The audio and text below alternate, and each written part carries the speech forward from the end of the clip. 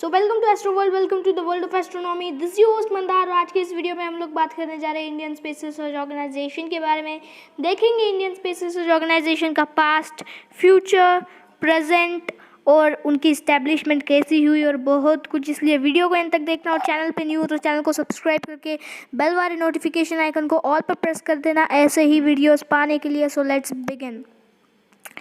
इसरो यानी Indian space research organisation की जो इस्टेब्लिशमेंट हुई थी वो हुई थी करीबन 15 अगस्त 1969 में। और मेजर रोल यानी कहा जाता है कि इंडियन स्पेस रिसर्च ऑर्गेनाइजेशन को इस्टेब्लिश करने में जो मेजर रोल हुआ करता था वो हुआ करता था विक्रम साराभाई का। इसलिए डॉक्टर विक्रम साराभाई या फिर प्रोफेसर विक्रम साराभाई को इसरो का फादर भी माना जाता है। और इसरो से पहले एक एजेंसी हुआ करती थी जो हुआ करती थी इनकोस्पार।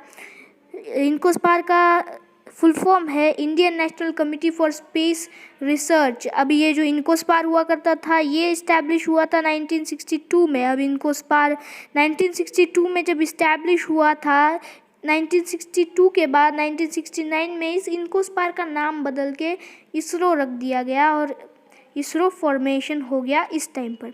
अब आगे बढ़ते हैं और इसरो को इनकोस्पार के साथ अगर हम कंपेयर करेंगे तो हम ये पाएंगे कि जो इसरो है वो आज के समय डिपार्टमेंट ऑफ स्पेस के अंडर काम करता है, यानी DOS के अंदर में काम करता है। DOS जो डिपार्टमेंट ऑफ स्पेस है उसकी इस्टेब्लिशमेंट 1971 या फिर 1972 में की गई थी। और जो इनकोस्पार है हमारा वो डिपार्टमेंट ऑफ एटॉमिक एनर्जी के अंडर काम करता है जिसकी इस्टेब्लिशमेंट 1941 या फिर 1942 के आसपास की गई थी। इसरो के लोगो को देखते हैं हम बेसिकली। तो इसरो का लोगो जो है ये डिज़ाइन किया गया था वी सुनील के द्वारा। वी सुनील का जन्म हुआ था 1967 में, वो भी कन्नूर शहर में। अब वी सुनील का जन्म कन्नूर में हुआ था। अगर आपको मैप की जानकारी होगी तो कन्नूर जो आता है वो नदन केरला में आने वाला रीजन है। और इनका जब जन्म हुआ वी सुनील का तब इनके फैमिली में इनके जो फादर थे ये एक बस कंडक्टर हुआ करते थे। और स्कूल में इन्हें बस दो चीज़ें सिखाई गई थी कि जो पढ़ाई है या फिर स्टडीज़ है ये उनके लिए नहीं बनी है और उनका जो टैलेंट है वो आर्ट्स में है। और वैसा ही हुआ 2002 में इन्होंने इसरो के लिए लोगो डिज़ाइन किया और उस लोगो को गवर्नमेंट ने खुशी खुशी एडप्ट कर लिया गया और इसरो ने भी इस लोगो को एडप्ट कर लिया गया।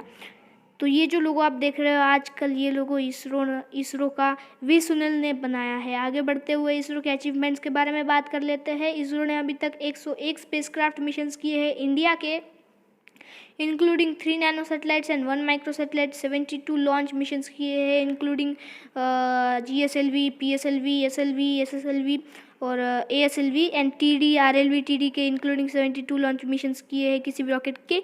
9 स्टूडेंट सैटेलाइट्स को अभी तक इसरो ने किया है और 2 री एंट्री मिशंस किए इसरो ने सक्सेसफुल और 269 फॉरेन सैटेलाइट्स के मिशंस किए गए हैं। मोर देन 30 से भी ज़्यादा देशों के 269 सैटेलाइट्स को इसरो ने किया है अभी तक। और आगे बढ़ते हैं हम इसरो के अभी के लॉन्च व्हीकल कैपेबिलिटी को अगर हम देखेंगे तो आपको पता होगा जैसा कि 1975 में इसरो का सबसे पहला सैटेलाइट आर्यभट्ट को लॉन्च किया गया था बाय रशिया या फिर सोवियत यूनियन कह सकते हो आप लोग, उनके द्वारा 1975 में लॉन्च किया गया था आर्यभट्ट को। उस टाइम पर इसरो को पता चला कि लॉन्च व्हीकल्स की जो टेक्नोलॉजी है वो रॉकेट की टेक्नोलॉजी इसरो को खुद डेवलप करनी पड़ेगी। इसी बात को मन में ठान कर इसरो ने सबसे पहले अपना पहला रॉकेट बनाया जो कि था SLV।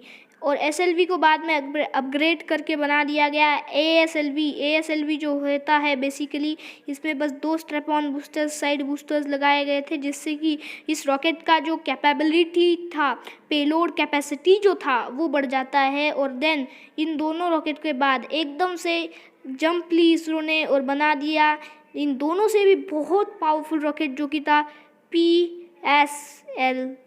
PSLV stands for polar satellite launch vehicle basically. और बाद में इसरो की अभी तक GSLV की सीरीज़ चल रही है। इस GSLV के सीरीज़ के अंडर में इसरो ने मार्क 2 और मार्क 3 रॉकेट को अंजाम दिया है जो कि मार्क 3 हमारा मार्क 3 हमारा बाहुबली रॉकेट कह सकते हो आप लोग बिकॉज ये इतना पावरफुल है, इतना पेलोड कैपेसिटी है मार्क 3 का, GSLV मार्क 3 का। आगे बढ़ते हुए हम देखते हैं इंडियन स्पेस रिसर्च ऑर्गेनाइजेशन के फ्यूचर लॉन्च व्हीकल के प्लानिंग की तरफ तो देखते हैं हम लोग की लीक्स के अकॉर्डिंग मैं बता सकता हूँ आपको कि इसरो जो है अभी 2 फ्यूचर लॉन्च व्हीकल्स पर काम कर रहा है, जिनमें से पहला है हेवी लिफ्ट लॉन्च व्हीकल और दूसरा है SSLV, जिसको हम कह सकते हैं स्मॉल सैटेलाइट लॉन्च व्हीकल। पहले हम HLV के बारे में जान लेते हैं। तो HLV जो है वो GSLV Mark 3 से भी बहुत ज़्यादा पावरफुल रॉकेट होगा, जिसकी capability 5 tons to GTO orbit और 10 टन्स टू LEO ऑर्बिट होगी। HLV का भी GSLV की तरह 2 वेरिएंट में आएगा, HLV 1 और HLV सेकेंड। यहाँ पर HLV 1 की इन्फॉर्मेशन दी गई है और यहाँ पर HLV सेकेंड की इन्फॉर्मेशन दी गई है। मेरे ख्याल से ये HLV 1 का डिज़ाइन है और ये HLV सेकेंड का डिज़ाइन है। बस थोड़ा सा चेंजेस है, पेलोड कैपेसिटी चेंजेस है, इंजन चेंजेस है, बूस्टर्स चेंजेस है और बहुत कुछ है। तो अगर आपको इसमें डिटेल जानकारी चाहिए तो इसका PDF मैं लिंक दे दूंगा डिस्क्रिप्शन बॉक्स में, जाइए PDF डाउनलोड कीजिए इस लेक्चर का, और कमेंट बॉक्स में भी पिन कर दूंगा मैं, इसलिए जा सकते हैं आप लोग इस इन्फॉर्मेशन इस PDF के लिए डाउनलोड कर सकते हैं। स्क्रीनशॉट लेने की कोई ज़रूरत नहीं है।